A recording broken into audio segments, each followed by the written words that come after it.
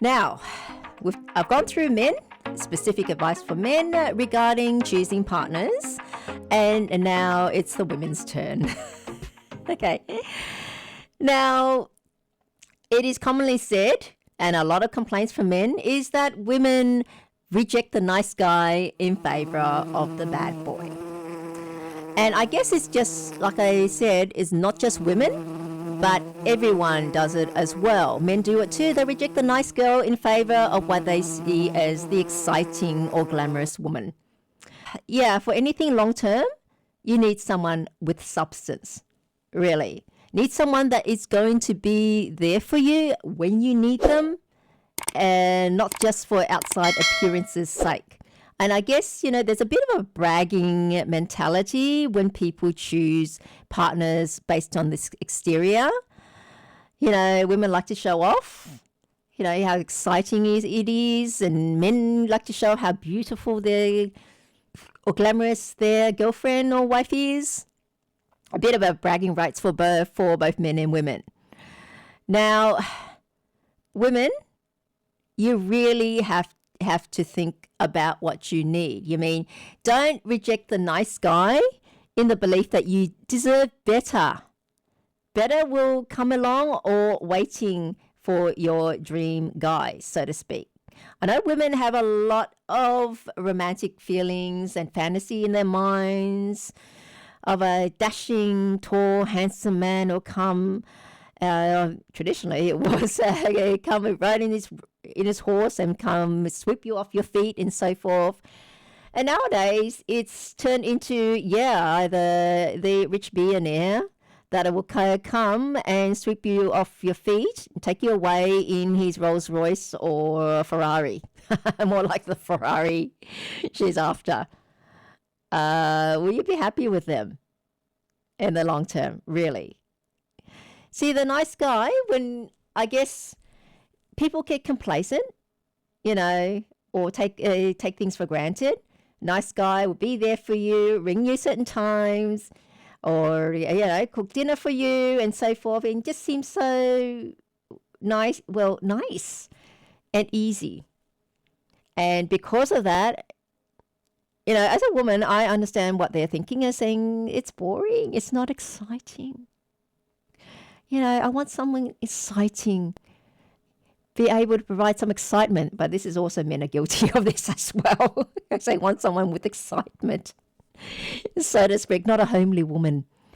And women say, I don't want a homely man. So that's why she finds the bad boy attractive, the bad boy that, couldn't care less of you sometimes, argue with you, and seeming to maybe be able to get in a fight and so forth. And to them, I guess it's a bit different with women. They kind of think, oh yeah, that's the type of guy that can protect me. I guess in their mind, they're looking for, despite whatever feminists say and what women are willing to admit, in their hearts of hearts, hidden in there somewhere, women want a provider and a protector. They're never going to admit it. Okay, do not ask any women if that's true. They are going to deny it. But you only have to look at their choices in the end. Or women that marry wealthy men and will look to marry wealthy men and just sit back and do nothing. Okay, because everyone wants the easy life. However, women have a confusion in their mind. They think that someone that's physically aggressive is going to be a protector of them. But they don't, in their mind, someone that is like that is not going to respect them. It's a really fine balance. I guess women want a man that is aggressive enough to be able to protect them, but also nice enough to be nice to them. And that's a very fine line. Be nice at the same time as be aggressive, but be nice only to them and look after them. And so in the confusion, I think they're looking at the bad boy thinking that's that, but very, very few of them would actually be also, while outside they're aggressive, also going to be nice to you and take care of you. So to speak. I guess that's also why you hear of women falling for criminals while they were in jail, the men in jail. So they think, oh, okay, he's so aggressive to everyone else except me. I can tame him. I can control him. Reality is not the case. Or most often, once they do get released and they're together, that she suffers at his hands, physical violence. So women have this, are more in the mind, not as connected to reality as men, but men also have shortcomings when choosing spouses as well, because we're more attracted to the visual without thinking things through. Women are the same. Though, because the nice guy, too nice. Things are too easy, too boring. But really think about it, ladies. You think you're going to reject someone that's nice? Though, okay, this is one thing, that they're not the bad boy. If they're nice enough to you, okay, look after everything, but you think that, especially women in the 20s, they think, and they've got so many offers, I think they get blasé about it and complacent, and feel that it's always going to continue, that they'll get offers. But once you're out of your 20s, it's a lot more difficult, because you're outside of your prime. You have to be honest, okay, because men in their 20s and 30s still go for women in their 20s, whereas women in their 30s, she has to compete in the same pool of men in their 30s with women in their 20s, younger, more fertile, have more time, fertility window of opportunity, and that becomes hard.